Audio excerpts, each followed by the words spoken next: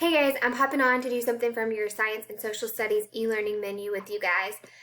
The one I want to do right now is I want to do the one that says right here, find an item in your house that you can touch and write a sentence describing the object using your sense of touch. So we're going to do that together.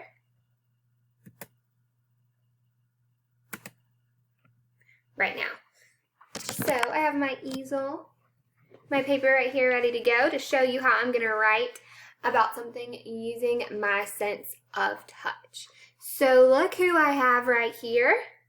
It's Miss Mabel, and she is going to be the object I can touch. She wanted to join in with you guys, and she wanted to say hi because she's been missing you all so much.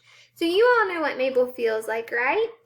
Mabel is very soft and very fluffy and just so precious. So I'm going to write about Mabel today. So I'm going to start my sentence with a big, tall, capital letter. I'm going to say Mabel.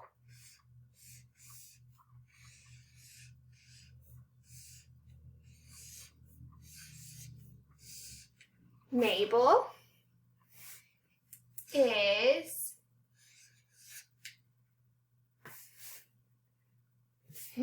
I think I want to use the word very. Let's see if I can stretch out the word very. V. I hear V. Oh, that's E. Oh, I hear bossy R. And I hear that special vowel sound Y. Mabel is very soft. So now I'm going to stretch out the word soft.